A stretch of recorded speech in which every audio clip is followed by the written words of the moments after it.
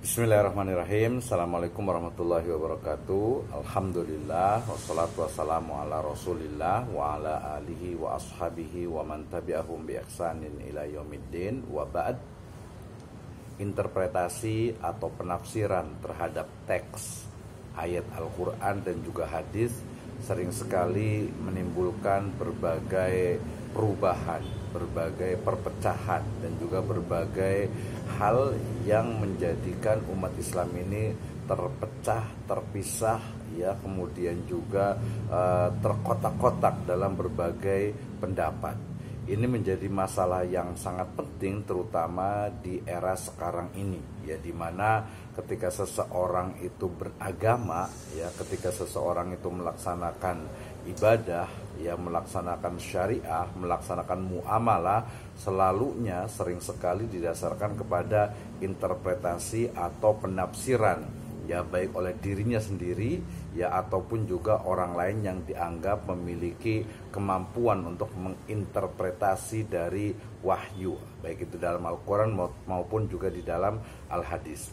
Permasalahannya adalah ketika, ya, ada misalnya satu atau dua interpretasi yang keduanya itu berlawanan dan dianggap sebagai sebuah kebenaran pada pihak masing-masing atau pada masing-masing pihak. Nah, tentu saja ini akan memunculkan berbagai, ya, pendapat, ya, berbagai pendirian dan juga adu argumentasi yang ujung-ujungnya adalah bisa jadi saling menyalahkan atau saling menganggap orang lain itu berada di jurang kesesatan. Nah, ini poin utamanya, ya. Jadi bagaimana interpretasi yang ada terhadap teks Al-Quran maupun hadis, ya, terhadap wahyu itu sering sekali memunculkan, ya, perpecahan, ya, perbedaan pendapat. Nah, tentu saja menghadapi perbedaan pendapat ini kita harus dewasa. Hal yang pertama harus diperhatikan adalah bagaimana sebenarnya, ya, objek atau hakikat atau esensi dari interpretasi tersebut atau pendapat yang diperoleh dari pemahaman terhadap teks itu, ya. Kenapa? Karena kalau sifatnya itu dia qot'i, ya, misalnya sudah jelas, tentu saja maka di sana mestinya tidak ada perbedaan pendapat, ya. Nah, perbedaan pendapat itu akan muncul atau akan ada ketika pada teks, ya, baik itu dari Al-Quran ataupun hadis yang memang multi interpretasi, ya, penafsirannya itu memang tidak hanya satu, artinya kebenaran itu tidak hanya satu. Ini terutama nanti berkaitan dengan masalah-masalah muamalah dan juga masalah-masalah keseharian di luar akidah, ya. Dalam ibadah juga ada sebenarnya, ya, masalah-masalah yang memang di sana, ya, dua-duanya itu benar, ya. Saya yakin masyarakat sudah memahaminya. Misalnya saja dalam sholat tarawih misalnya, gitu kan, ya. Jadi ada yang sholat tarawihnya itu 11 rakaat, ada juga yang 23 rakaat, ya, bahkan ada juga yang lebih. Kemudian juga ada yang misalnya sholat subuh itu dia ada menggunakan misalnya kunut subuh misalnya, yang lainnya tidak. Ya, ini sebagai contoh bahwa itu adalah masalah-masalah fikih, ya, masalah-masalah fikih. Fikih itu adalah hasil interpretasi, ya, pemahaman seorang mujtahid terhadap teks, ya. Tentu saja teksnya di sini tidak sesuatu atau bukan sesuatu yang qot'i. Nah, kembali ke tadi perbedaan pendapat yang saat ini sering sekali memunculkan, ya, perseteruan, ya, permusuhan, ya, bahkan, ya, perpecahan di kalangan umat. Maka kita perlu lebih dewasa dalam menyikapinya. Tadi yang pertama adalah pastikan bahwa objek itu adalah bukan pada teks yang qot'i. Nah, kalau teksnya itu qot'i, tentu saja, ya, ini juga harus dilihat dulu apakah orang itu betul-betul paham atau hanya ikut-ikutan. Nah, yang sering terjadi biasanya itu hanya ikut-ikutan saja. Belum lagi nanti kalau tercampur dengan hawa nafsu, ya, ataupun juga asobia, ya, fanatik, ya, terhadap golongan atau kelompoknya, nah, itu akan bertambah-tambah, gitu, ya.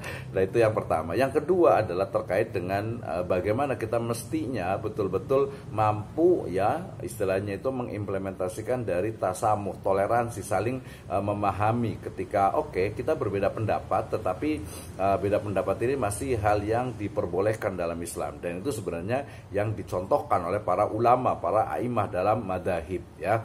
Nah, permasalahannya kadang pengikutnya itu yang tidak bisa, ya, untuk mengikuti sehingga dengan mudah menyalahkan dan lain sebagainya. Nah, Kemudian yang ketiga ya adalah bagaimana sebenarnya kita itu ya umat Islam itu perlu lebih dewasa dalam menyikapi berbagai perbedaan ya, terutama penafsiran terhadap teks baik itu dalam Al-Qur'an ataupun hadis ya. Nah, berarti dalam hal ini adalah bagaimana sebenarnya umat Islam itu ya perlu belajar gitu ya.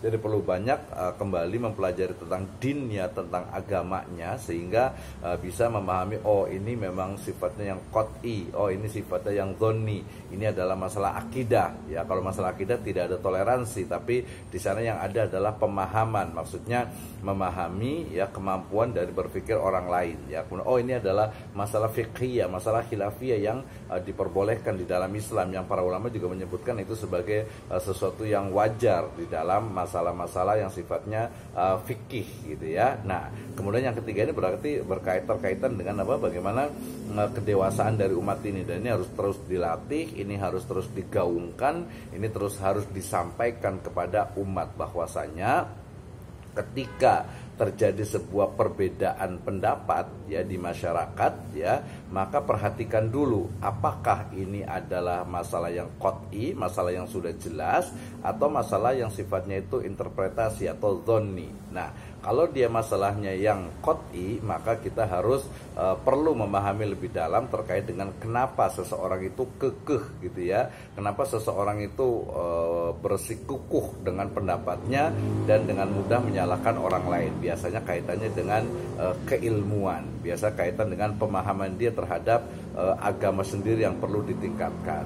Kemudian kalau kaitannya dengan masalah-masalah fikih, masalah-masalah yang ada perbedaan pendapat di sana, maka mestinya ya kita itu betul-betul bisa memahami ini adalah masalah fikih ya, ini adalah masalah-masalah yang memang ada perbedaan pendapat di sana ya, sehingga kita diperbolehkan untuk beda pendapat selama ya tidak ya istilahnya itu keluar dari rambu-rambu syariah, dan itu dalam ruang lingkup fikih. Nah, oleh karena itu ya ikhwas sekalian, sebaiknya kita ya lebih banyak belajar, kemudian juga lebih teposeliro gitu ya, lebih mawas diri, tidak mudah menyalahkan orang lain, tidak juga bersikukuh dengan pendapat kita ya, menyalahkan pendapat orang lain sebelum kita betul-betul yakin, kita betul-betul mempelajari ya. Kalaupun orang lain itu berbeda dengan kita, ya itu adalah pendapat mereka masing-masing, silahkan saja. Kenapa? Karena kalau berdebat biasanya ya, apalagi dengan orang yang jahil, maka yang terjadi itu adalah kejahilan dan juga kemudorotan yang lebih-lebih lagi. Baik, mudah-mudahan Allah Subhanahu wa taala memberikan hidayah serta inayahnya kepada kita, kepada seluruh umat Islam, sehingga kita akan mampu lebih dewasa dalam menyikapi berbagai perbedaan pendapat yang ada di masyarakat, yang ada pada umat, khususnya berkaitan dengan syariat Islamiyah. Wallahu alam bisawab. Assalamualaikum warahmatullahi wabarakatuh.